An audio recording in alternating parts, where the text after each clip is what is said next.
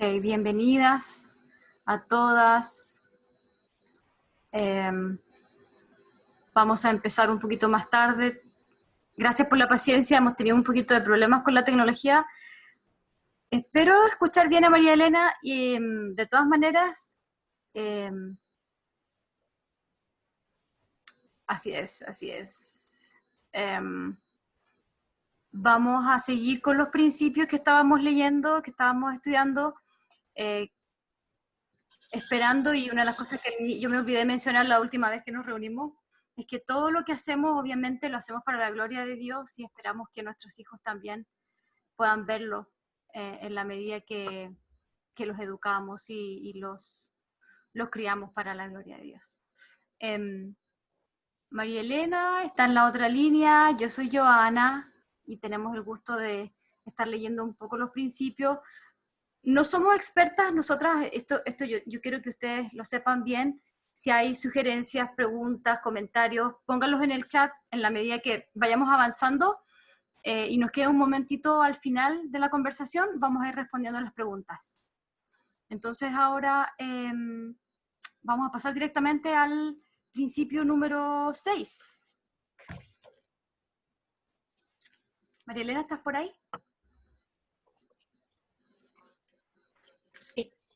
Bueno, quedamos, el último que leímos fue el 5, lectura esos tres instrumentos de los que Charles Mason propone.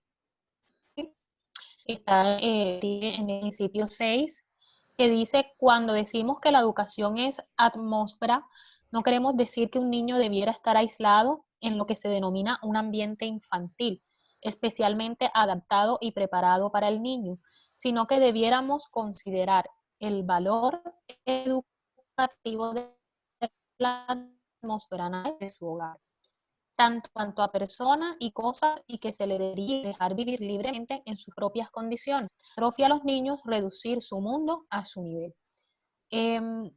La atmósfera significa que debamos crear un ambiente artificial para los niños, sino que para educarlos usemos las oportunidades que ya existen en el cual vive el niño. Los niños aprenden de las cosas reales en el mundo real.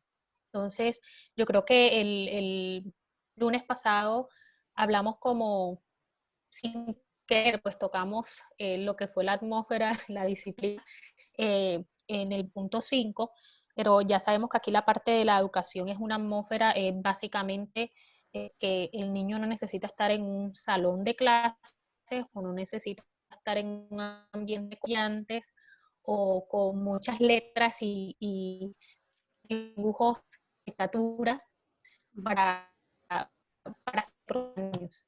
Entonces, por ese lado. Y por el otro, también me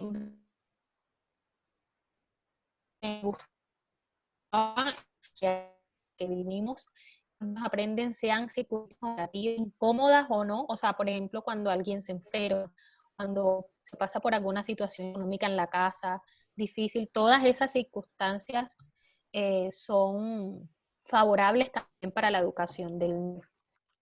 Uh-huh. El hecho de que un niño esté en su casa, también menciona Charlotte Mason, relacionándose con sus padres, con los ancianos de la casa, con los más jovencitos de la casa, el hecho de que tenga que enfrentar conflictos en la casa. eh, ella lo toma todo muy positivamente y dice, el niño tiene que saber enfrentar la vida tal cual es. Y da de hecho el ejemplo de una sala nursery, que se llama, que en las casas antiguas en Inglaterra se mantenían los niños separados de la casa, tenían una sala para ellos solitos, y que el color tenía que ser muy especial y la decoración muy hermosa. Entonces ella no se refiere a eso, se refiere a la atmósfera en general de la vida del niño, que parte del hogar obviamente, pero tiene que ver con todos los lugares donde el niño está, especialmente con las personas con las que se relaciona también. Okay. Después pasamos al principio 7, por educación es disciplina. Queremos decir que la disciplina de los hábitos, formados definitiva y cuidadosamente, ya sean hábitos mentales o corporales, a eso se refiere a la fisiología, también que nos habla de la adaptación de las estructuras cerebrales a líneas habituales de pensamiento.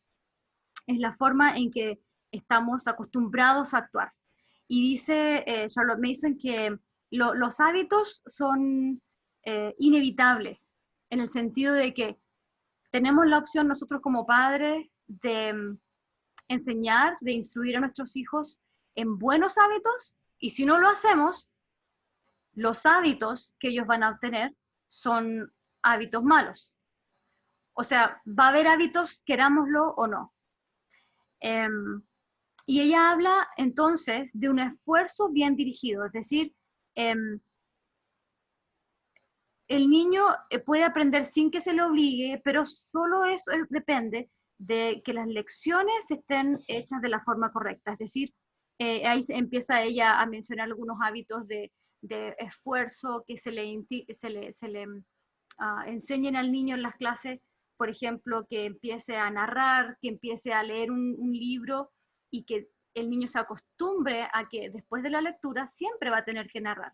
Ese es un buen hábito porque lo va a obligar a poner atención, que es otro hábito muy importante en todas las clases. Pero también el otro hábito que ella menciona en este contexto es el hábito de saber expresarse bien, de comunicarse bien, de comunicar bien sus ideas. Obviamente, ya lo mencionamos también la última vez, el hábito de obediencia es básico en este sentido. Ella menciona el hábito de la buena voluntad, que yo no lo había pensado como hábito. El hábito de la perspectiva impersonal, de la correcta reflexión, del correcto juicio, de la limpieza y el orden, es decir, una lista de hábitos que ella da que son cruciales para el niño, no solamente para sus clases, sino que en la vida normal, la vida real.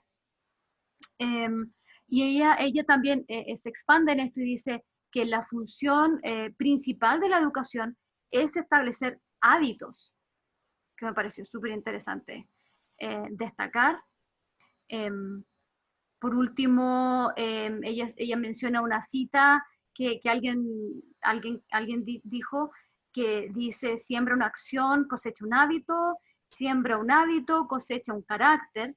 Pero ella dice, volvamos un poquito más atrás, porque antes de sembrar la acción, hay que sembrar la idea, para que la idea que hará que el esfuerzo, la acción que el niño va a hacer, valga la pena en su mente.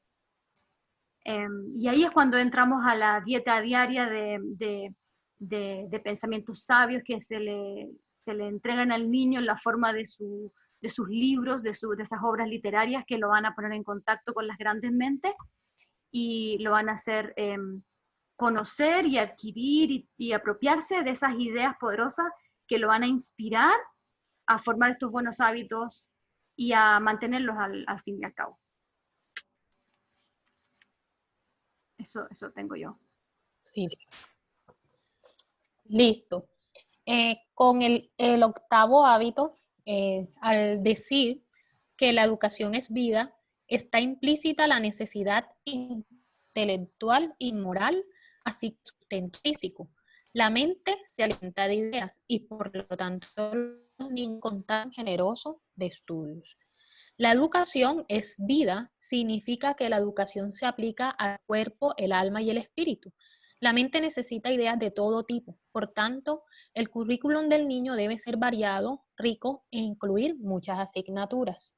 Esta parte de la educación es vida, creo que es una de las cosas para mí más revolucionarias en cuanto a la reforma de mis pensamientos educativos a conocer a Charlotte Mason, y es porque ella va directo a la mente, o sea, ella habla de lo importante que es nutrir la mente y de que la mente necesita recibir ese alimento y que la educación que nosotros le damos a los niños, por lo tanto, no puede ser como una pomada, dice ella en su volumen 6, que no es como un ungüento que nosotros colocamos por encima, sino que se trata de que el niño pueda también tomar el alimento, digerirlo, y eso para mí tuvo como tanto sentido porque es cuando uno empieza a ver que así como alimentamos al niño de buenos alimentos físicos para que su cuerpo funcione perfectamente, yo me preguntaba qué tanto estaba yo ayudando a la mente de mis hijos y si las prácticas educativas que yo hacía iban a de esa alma, de sus afecciones, de su carácter, de sus valores.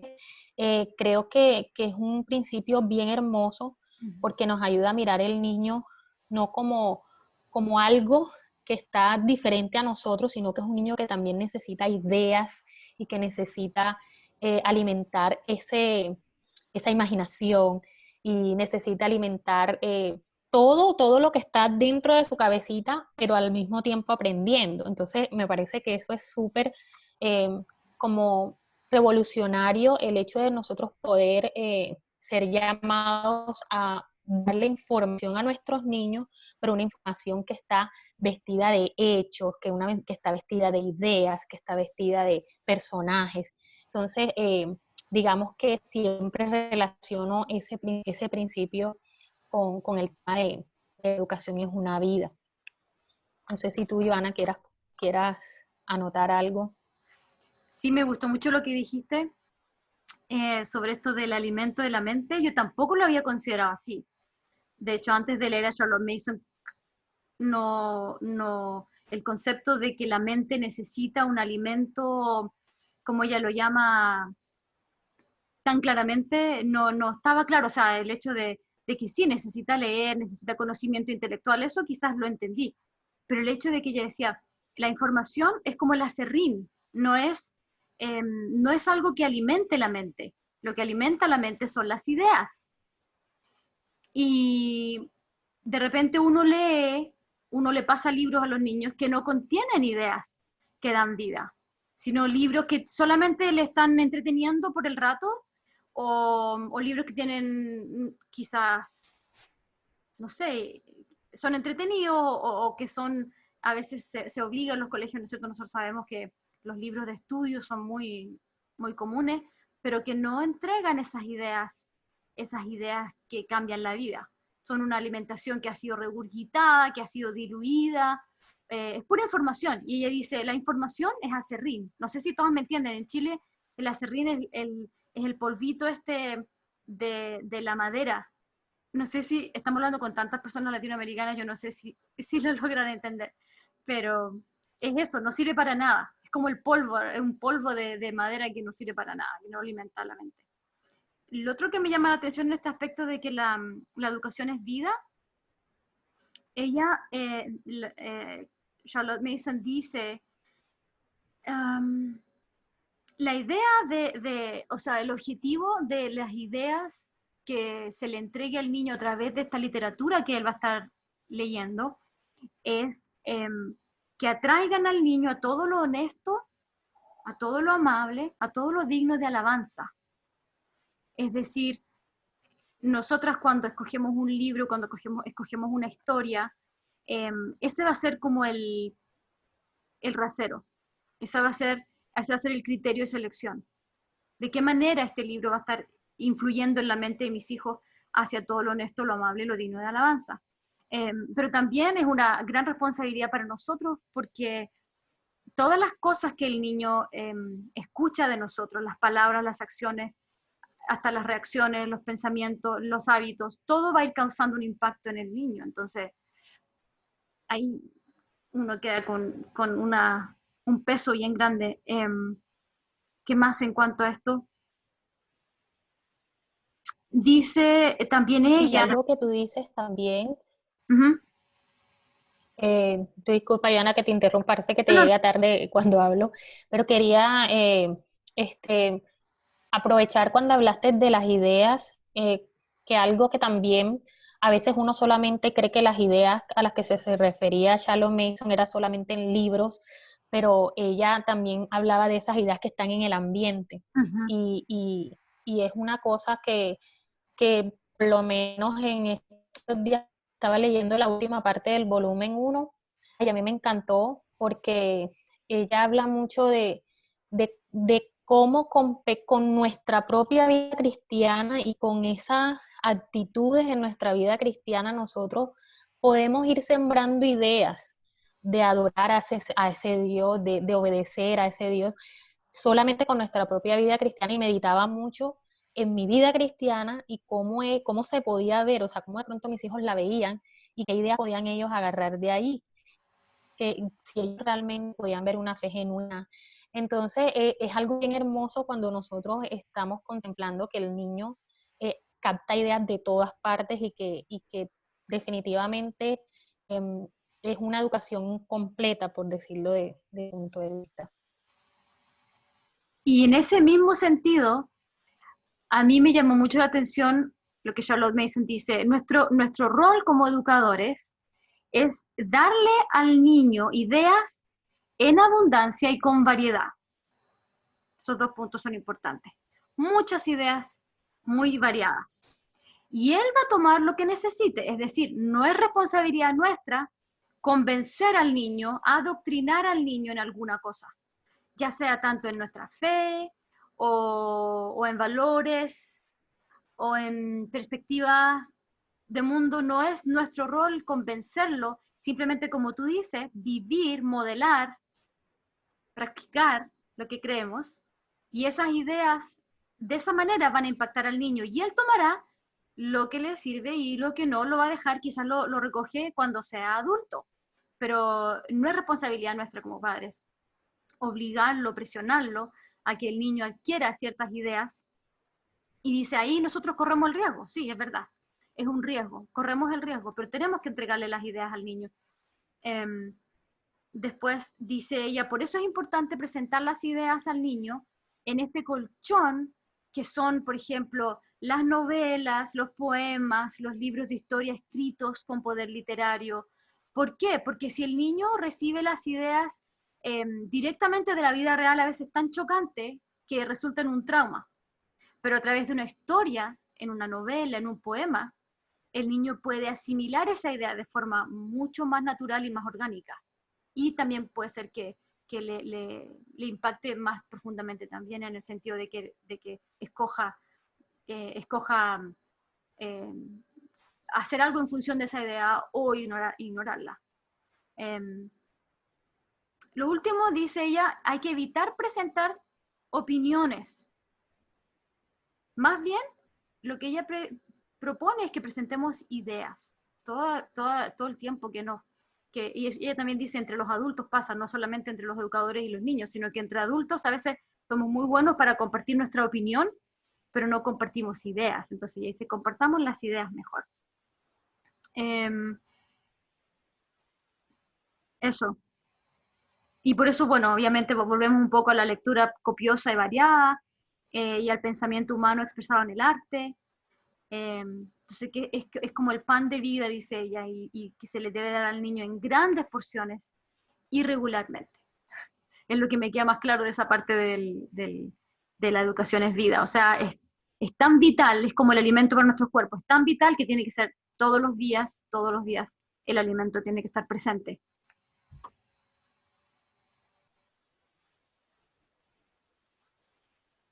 Llegamos al fin. Sigo con el... Si quieres, no sé si hay preguntas hasta ahora, quizá podemos abrir un poquito, si no hay preguntas, continuamos con el 9. Pienso que puedes continuar con el 9, yo no veo ninguna pregunta. Comentarios. Okay. El estado, ahí ustedes pueden ir agregando porque no nos vamos a salir mucho de esa misma idea. Dicen, el mente del niño no es un mero saco para guardar ideas, sino más bien es posible usar esta figura que es un apetito por todo conocimiento. Esta es su dieta con la que está preparado para lidiar y como lo hace el cuerpo con el alimento. La mente del niño no es una hoja en blanco o un balde vacío que debemos llenar. Es algo vivo y necesita conocimiento para creer. Tal como el estómago fue diseñado para digerir el conocimiento y no necesita una instrucción especial, pues es para preparar a aprender. Y creo que es el del niño, cómo, cómo es que el Señor, ellos vimos de otros. Entonces a veces nos preocupamos en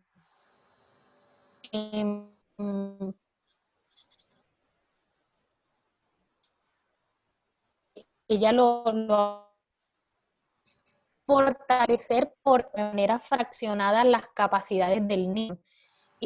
Cuando la mente misma, o sea, ella sola es una, o sea, ella lo veía como como algo completo, como algo integral, la mente, y cuando nosotros le proveemos de esas ideas en general. Entonces, tenemos mi ejemplo que hay prácticas educativas que se dirigen más específicamente a fortalecer la parte, ahora se me olvidó, muy fraccionada la mente. Voy ahora el niño, eh, eh, propiocepción, trabajar en el costo. Entonces a veces podemos mirar al niño así como fraccionado, y una de las cosas que yo puedo decir que traigo del volumen 6 en cuanto a ella explica esa parte de la eh, cuando el niño es ver que la mente es completa y que el niño puede, y así como el estómago, nosotros sabemos que le damos el alimento y el niño, su cuerpo va a digerir. Es la misma confianza cuando nosotros proveemos el mismo alimento al niño, ya viene listo para digerir también él. Entonces quería quizás como apuntar de esa parte, principio 9. María Elena, te escuchamos muy entrecortado. ¿Puedes repetir todo? No, no, estoy bromeando. Me escucha, no sé por qué, pero será la lluvia. Acá llovió muy ¿Sabes qué? raras, pero dime Podemos si apagar me el video. escuchas, todavía se escucha entrecontado. Se te escucha muy bien a veces y otras veces muy entrecortado. Es todo un... Depende, no sé de qué. Ok, Mira, te pido, ¿puedes ok, repetir ¿será lo que principal? me lanzo otra vez? Sí, voy a apagar el video y Listo, repite solamente lo primordial, ¿ok? ok, listo. Les decía que una de las cosas que eh, em, me llama mucho la atención de esta parte del punto 9, de que él no es un mero saco de ideas, el niño no es como un balde donde nosotros echamos toda la información allí y que el niño no pasa nada con eso, sino que al contrario, el niño tiene la capacidad de digerir eso, el Señor lo dotó con una mente que ya viene con la capacidad de formar ese conocimiento y que él mismo saque provecho de él.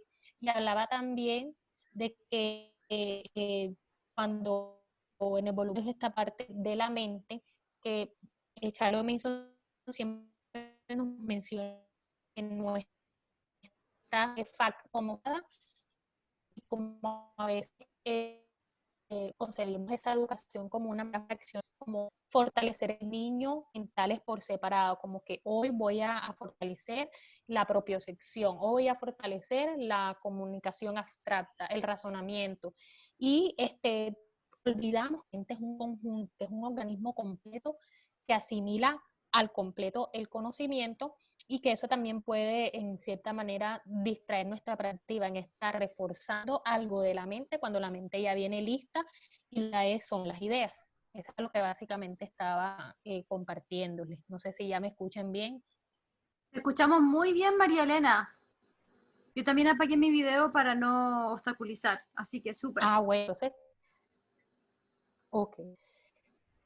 Después pasamos al 10 y paramos ahí para responder las preguntas. ¿Te parece? Sí, Vale. Entonces pasamos al principio 10, donde Charlotte Mason se refiere a una doctrina filosófica que propone que la mente es un receptáculo y que pone el peso de la educación sobre el maestro. O sea, el maestro tiene que preparar el conocimiento, ponerlo en bocados tentadores, debidamente ordenados, hace todo el trabajo, digamos, todas las responsabilidades del maestro. A los niños que se instruye con este principio están en peligro de recibir mucha instrucción que contiene poco conocimiento. Y el axioma del maestro es: lo que el niño aprende importa menos que cómo lo aprende. Es decir, una característica de la filosofía educativa de Charlotte Mason es que el niño asume toda la responsabilidad del aprendizaje.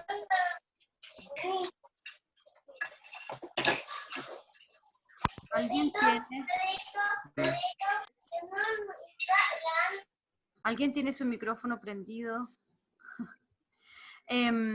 Entonces, Charlotte Mason propone que el niño, el estudiante, es el que asume toda la responsabilidad del aprendizaje. Y esto es algo nuevo para nosotras, las educadoras que hemos crecido quizás en la educación pública en nuestros países.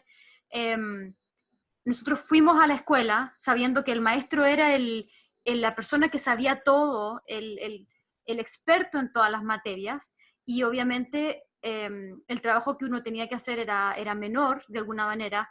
Entonces, en este método, en el método de Charlotte Mason, de la filosofía educativa de Charlotte Mason, nosotros tenemos que saber y también tenemos que transmitir esto a los niños. La responsabilidad del aprendizaje está en ellos. Ellos son los que van a hacer el esfuerzo de leer el libro, ellos son los que van a hacer el esfuerzo de narrar, de poner atención y de hacerlo todo de una manera expresada muy bien y tener buena voluntad y obedecer y todos estos hábitos que ya mencionamos. Él es el que hace el esfuerzo. De alguna manera se traspasa esta responsabilidad al niño y él tiene que llegar a entenderlo.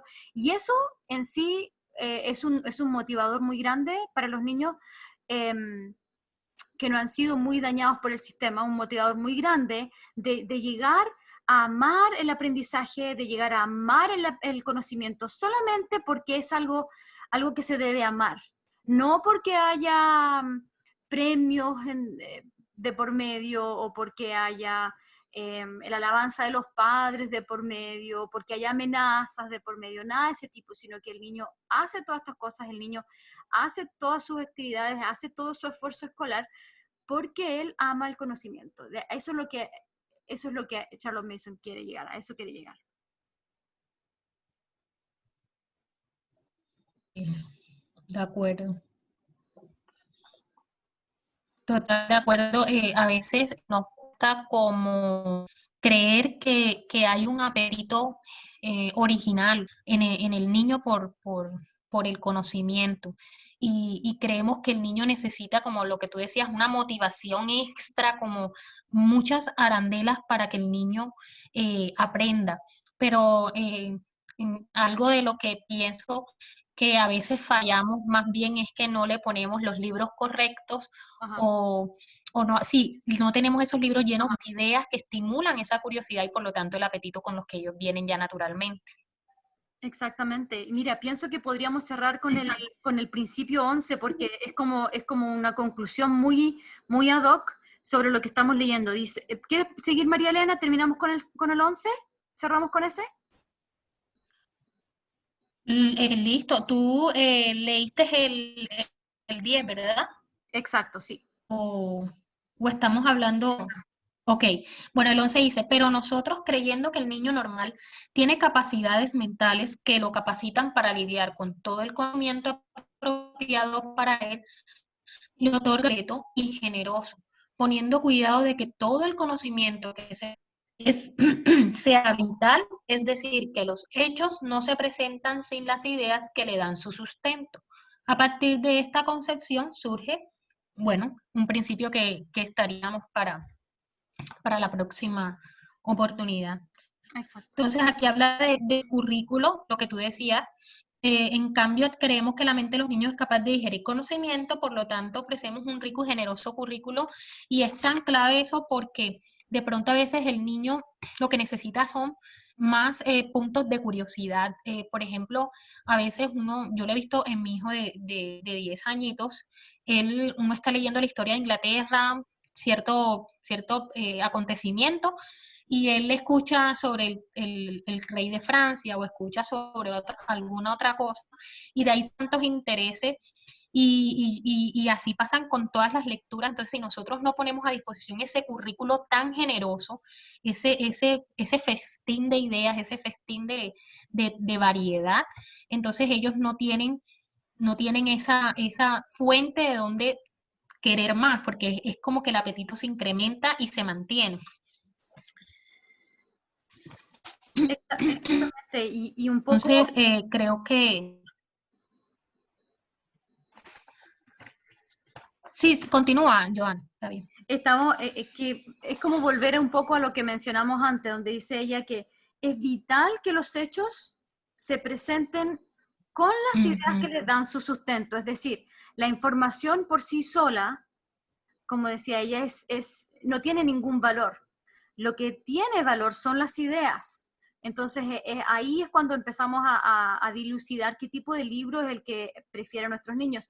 Y ella dice, lo ideal son todos los libros que tienen un valor literario. Por eso es que la mayoría de quienes practicamos la pedagogía Charlotte Mason nos inclinamos hacia las obras clásicas, porque ya han sido testeadas por el tiempo. Ese es el tema, que muchas obras actuales no han sido testeadas por el tiempo, no se ha comprobado, no hay una prueba fehaciente de que sean realmente, digamos, tengan el valor literario que a veces se les da hoy en día. ¿Me entienden? No ha pasado el tiempo todavía, no hay una generación que diga, yo leí ese libro y me causó un impacto tal y tal.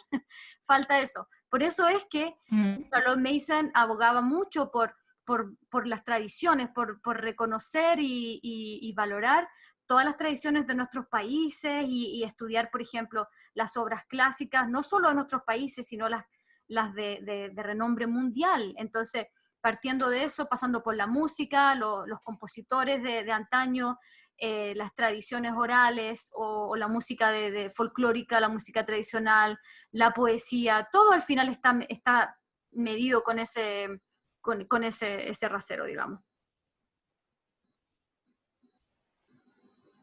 Así es. Vale, entonces, damos paso a las preguntas. Buenísimo. Vi una pregunta de... ¿Tú puedes ver las preguntas, cierto, María Elena? Clarisa. Se mejoró Sí, aquí vi una. Sí, se mejoró sacando el video. Esa misma estaba viendo. Léela yo. Vale. Clarisa Okay. pregunta... Aquí hay una pregunta. ¿A qué te refieres, Clarisa? ¿Libros para la madre, para la educadora o libros para el niño? No me queda claro. Perdón. Para el niño. Depende María Elena, ¿quieres primero pasar tú, responder eso?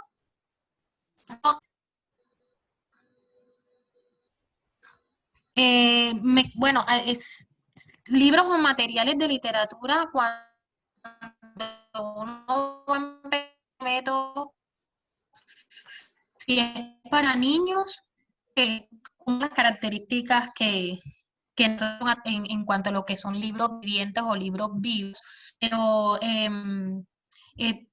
cualquier libro que tenga un valor literario, cualquier libro que estimule las ideas y los hábitos, lo que hablábamos el lunes pasado, la imaginación, que estimule también o sea, lo que prácticamente decía Joan cuando hablaba de esos hábitos de lo digno, lo bueno, lo justo, o sea, todas esas lecturas y todas esas libros de ideas que tienen una calidad literaria, y cuando es calidad literaria es porque un uso del lenguaje bello, una forma correcta, el uso de un vocabulario también que es amplio.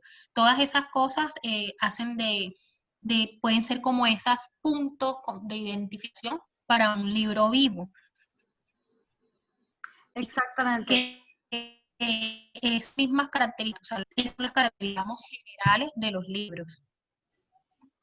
Y dado que en lengua española no existe, no existe un currículum ni una lista de libros que, digamos, esté ya preparada para nosotros, nosotros que practicamos la pedagogía de Charlotte Mason estamos abriendo camino ahora, cada una por su parte, con sus propios hijos, va viendo, ok, qué libros vamos decidiendo nosotras. O sea, este trabajo ya está hecho en el ámbito anglosajón, hay currículums llenos de libros y son maravillosos, pero nosotros tenemos que hacer ¿cómo decirlo?, el trabajo más difícil ahora de ir decidiendo por nosotros mismos. Podemos, obviamente, en el grupo de educadores ya hay algunas publicaciones, hemos compartido la página de María Elena donde tiene ella libros que han sido traducidos, que son clásicos, donde tú puedes entrar, Clarisa, y ahí tienes acceso a escoger algunos, pero en términos ya de literatura local, literatura originaria en español,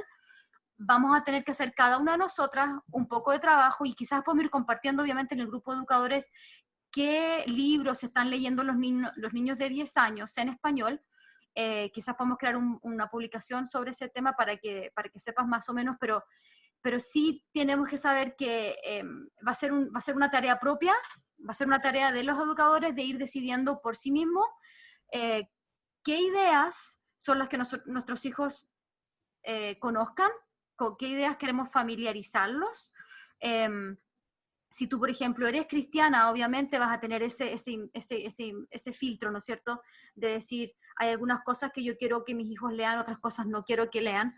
En definitiva, yo siempre he escuchado de otras mamás que dicen, es bueno que los niños estén expuestos a muchas ideas variadas de toda índole, es decir, no solamente cristianas, sino que también aquellas que no son cristianas. ¿Por qué? Porque el padre o la madre que está con el niño educándolo puede darle al niño los lineamientos de por qué nosotros no creemos en lo que el libro presenta. ¿Me entiendes? Quizás cuando sean más grandes, obviamente, no cuando son muy pequeños, pero así, es una tarea propia, digamos, de cada educador. Así es. Aquí hay una pregunta que la podemos conectar con lo que tú estabas explicando ahora, Joana, la estoy buscando, que decía algo sobre, eh, ay, no la encuentro, alguien ya, creo que era otra pregunta de Clarisa, pero no la encuentro. Dice algo como cuando no son cristianos los autores o las pinturas, que eso es también como una pregunta muy común y una duda común que nos salta a nosotros los padres cristianos, pero que cuando entendemos que todo conocimiento viene del Señor, o sea, es como, y es algo muy, muy característico y propio de la filosofía de Charles Mason, es eso, considerar de que Dios es la fuente y su provisión ha estado a través de la historia, el arte, a través de la literatura, pues de todo lo que nosotros expresamos como criaturas de Él. Entonces, precisamente el trabajo que nosotros hacemos al niño no es como apartarlo y decirle, bueno, solamente esto porque este autor es cristiano y este no, pero el Señor ha traído muchas cosas a nuestras vidas, no por manos cristianas solamente, y muchas de las que gozamos en este momento son precisamente por personas que quizás en su momento no eran creyentes, pero que el Señor en su providencia y su gracia permitió. Entonces, ahí es donde viene ese entrenamiento. Sí, obvio va a haber un filtro que cada padre va a hacer, hasta dónde quiere de pronto permitirle a su niño que esté expuesto a esas cosas. Sin embargo, también es una necesidad entrenar al niño a dar a Dios en todo, en la literatura, en el arte, en la naturaleza, en todo, en la ciencia. Poder que el niño pueda ver a Dios como la fuente principal de todo lo que está él recibiendo en todos los libros que les presentamos. Joana, si tú quieras complementar eso. Exactamente, y lo otro es recordar lo que Charlotte Mason dijo. Nosotros como padres, sí, es verdad que le vamos a presentar a los niños variadas y muchas ideas, ¿no es cierto? Ella habla de un banquete de ideas, y vamos a correr el riesgo, es verdad, vamos a correr el riesgo de que el niño escuche tantas ideas variadas y escoja unas y no escoja otras. Pero por eso ella dice también en su obra, nosotros dependemos del Espíritu Santo de Dios en este trabajo. No es un trabajo que hacemos nosotras, digamos, ¿cómo decirlo así?, para aislar a nuestros niños de la realidad del mundo, de la realidad de la sociedad, aislarlos, por eso los sacamos del colegio, por eso los educamos con esta filosofía. No, no ese es el objetivo de educarlo con esta filosofía educativa. El objetivo es enseñarles el máximo de conocimiento, entender que el hecho de que ellos sean personas ya les da el derecho de acceder a todo este conocimiento que nosotros sabemos viene de lo alto. Todo el conocimiento, toda la verdad del mundo viene de lo alto.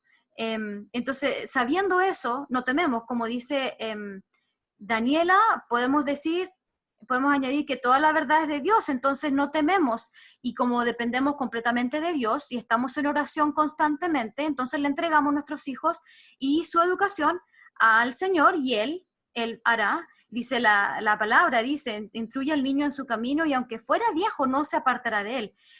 No le vamos a enseñar al niño religiosidad, le vamos a enseñar de dónde proviene, digamos.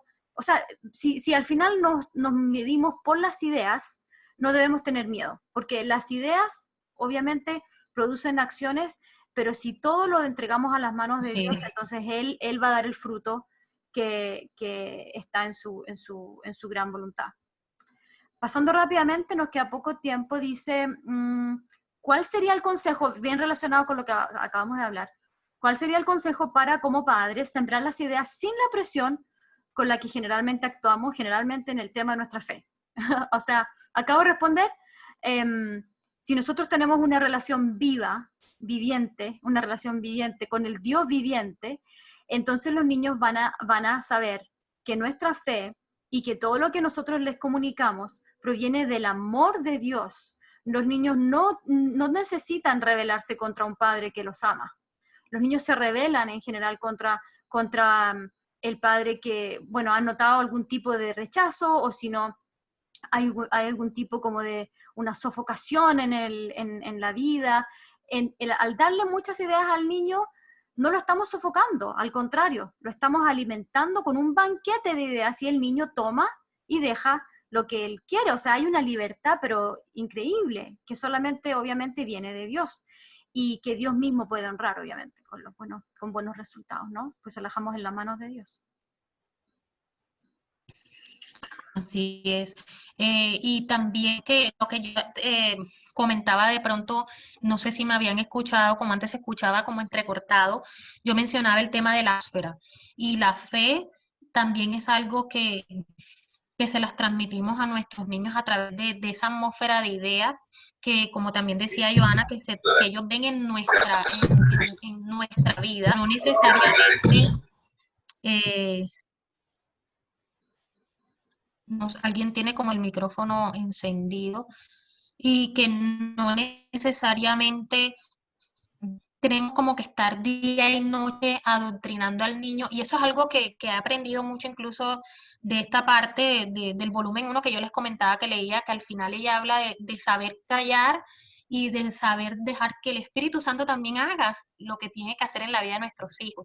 Es como que a veces queremos tener un control en la vida cristiana de nuestros niños y como asegurarnos de que sí estás recibiendo la aplicación correcta del versículo, pero también es tener el reconocimiento de, como decía Ivana, el Espíritu Santo es por nosotros, Él es el mayor maestro de ellos, y la palabra también es viva y hace en sus vidas. Entonces, para mí los primeros años, más que hablar y hablar y hablar, es también esos momentos donde estamos compartiendo juntos la palabra y de pronto alabamos juntos, o como yo compartí en Instagram, salimos al jardín, uy, el Señor nos ha dado unas flores hermosas, es como algo más de actitud, más de inspiración, junto con, obviamente, la base que nosotros tenemos con ellos, las lecciones generales, pero descansando en que no depende de nosotros, sino que definitivamente el Espíritu Santo y la palabra van a hacer su obra en ellos, en sus corazones.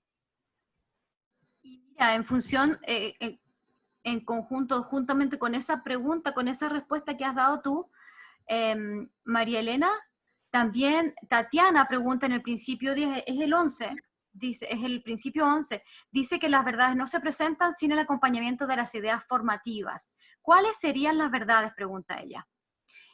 Colgándome un poco de lo que decía María Elena, Charlotte Mason basa su filosofía educativa en la fe cristiana, en las escrituras. Por lo tanto, si tú eres cristiana, entonces vamos a basar todas las ideas formativas en la fe cristiana, no solamente, bueno, obviamente partiendo con las escrituras, que son el libro viviente por excelencia. Las ideas más poderosas del ser humano provienen de las escrituras. Algo decía María Elena al respecto de leer, por ejemplo, leemos una parábola o leemos una historia, y Charlotte Mason dice, después de terminar la historia, silencio, no hay que hacer un sermón, no hay que ponerse a predicar, no hay que ponerse a explicar, se termina de leer y se cierra la escritura. Ahora, si hay preguntas, obviamente, se responden las preguntas.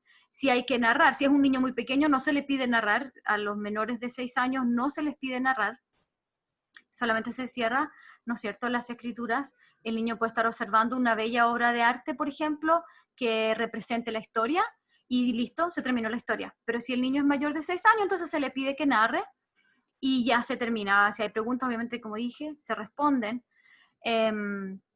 Si hay algo que la mamá quiera enfatizar, algún aprendizaje especial, la mamá hace preguntas, pero no se pone a dar una exposición sobre el tema de nuevo, no sigue conversando de las escrituras, sino que tiene que permitir al Espíritu Santo que Él recuerde al niño las escrituras y le vaya enseñando él mismo.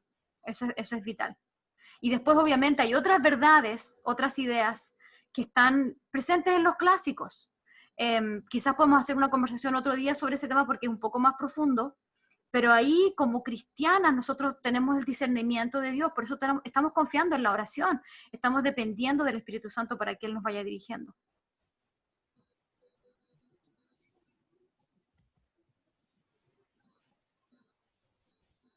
María Elena. Y también, pues, que quería decir que esas verdades, o sea, podríamos, yo también lo veo como una forma muy resumida, es también poder, o sea, las verdades son también, por decir, la información que nosotros queremos transmitirle a nuestros niños, o sea, los hechos, las cosas que nosotros, por decir, como cultura general también debemos saber, y que no se la vamos a dar al niño así a seco, como dice uno. A palo seco es muy famoso ese dicho en Colombia, no hacerlo así, sino que esa verdad va acompañada de esas ideas.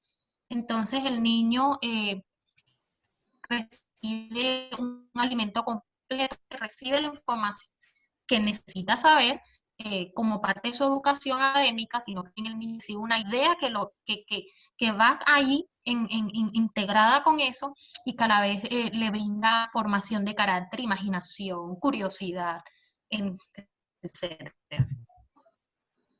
Exactamente.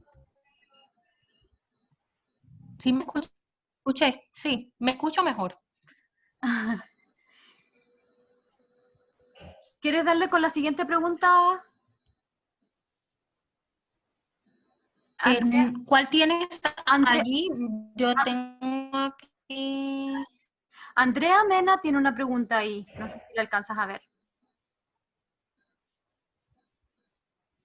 A ver, ya miro. Ah, creo que la vi ahorita que dice, André, no es tonta la pregunta, como habíamos dicho en el grupo, todas las preguntas se valen. Di, iniciando en este proceso y viviendo de un sistema y de un tipo de educación lleno de mucho activismo, me sucede que cuando el currículo es tan dedicado a la lectura, aunque sé que exploran muchas otras cosas como los diarios de naturaleza, la apreciación del arte, la música, las artesanías, a veces siento que no le doy esas otras actividades que él pueda necesitar. Por ejemplo, todas las actividades que desarrollan motricidad fina, gruesa, actividad física, tal vez algunas de entretenimiento. Mi- Primero pienso que todo cuando nosotros entramos a este río de la filosofía Mason, si hay como una serie como que un concepto de hacer muchas cosas para desarrollar ciertas cosas, pero sí a través de puedes desarrollar esas actividades y la actividad física es vital. De hecho, Charles Mason hacía algo en su época, que era lo que recomendaba en su época, Joana, si no recuerdo, no digo bien, pero era, este ejercicio como suizo, es así, no me acuerdo el nombre ahora en español, no sabría cómo decirlo, Sí, que es una especie de instrucción de movimientos físicos.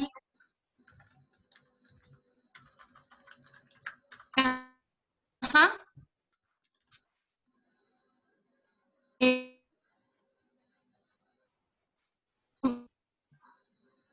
la perfección de los movimientos, de la atención a través de la actividad física. Entonces, sí hay que buscar esos espacios, si tienes a disposición o si no deseas, pero cualquier actividad física, el niño tiene que hacerla porque hace parte también de su desarrollo integral. Y creo que a través de las artesanías también uno puede trabajar esa parte de cualquier motricidad fina y gruesa en general. También las artesanías es como variar el espacio en las artesanías para eso. Pero definitivamente, si nosotros estamos, si el niño está relacionándose con su entorno a través de los libros, a través de la naturaleza, a través de las artesanías, que los niños tienen contacto con muchos tipos de materiales, ya sean plastilina, papel, los que hacen esculturas en tan diferentes materiales, todo eso, el niño ya se está relacionando en ese nivel. Y la parte física es importante también. Yo creo que podemos estar tranquilas, podemos estar confiadas de que el niño está, como dice más adelante en otro principio de la educación de la ciencia de relaciones, y el niño está relacionándose con todo lo que necesita relacionarse en el momento. No sé muy si tú bien. tengas algo que agregar, Joa. No, no, me parece bien. Un aspecto primordial de la pedagogía Charlotte Mason es el contacto de los niños con la naturaleza diariamente. Es decir, todos los días ella proponía sacar a los niños entre unas 4 a 6 horas. Quizás suena un poco imposible, pero se hace lo que se puede. En la medida que tú puedas, mantén al niño afuera, que juegue afuera con, ojalá en un ambiente que pueda sentirse desafiado, obviamente, ¿no? Y entonces va a tener el aire necesario, su cuerpito se va a ir desarrollando bien. No es solo libros, la naturaleza más los libros, y obviamente también el arte. Ella decía los libros en la mañana y en la tarde las artesanías, las salidas a la naturaleza, las actividades artísticas, el estudio de la música, de todas esas cosas bellas, ¿no? Hay otra pregunta, voy a pasar bien rapidito, la diferencia, decían, entre una opinión y una idea. Mire, muy brevemente, la opinión es un juicio que nosotros hacemos sobre algo, ¿no? Es algo muy subjetivo. Yo opino de cierta manera sobre un aspecto, sobre una área, otra persona va a opinar una cosa distinta, es algo muy subjetivo. La idea, la idea no es algo subjetivo, la idea es algo objetivo, es es un conocimiento que existe y que ha sido testeado por el tiempo, es un conocimiento racional, por lo tanto la idea permanece. Las opiniones cambian, las ideas permanecen. Muy rápidamente vamos a tener que avanzar porque las preguntas, no sé si María Elena hay algo más que añadir y pasamos a la siguiente pregunta. Yo quiero leer solamente algo que está en el libro de Mente a Mente sobre las ideas, que lo tengo aquí, que dice Charles Manson, dicen, ¿qué es una idea? Nos preguntamos y nos encontramos sumergidos en profundidades que nos sobrepasan. La idea es algo vivo en la mente. Bueno, voy a pasar porque más bien dice aquí, todos sabemos cómo una idea nos golpea, se puede, nos agarra, nos impone, y al final, si es lo bastante grande, nos posee.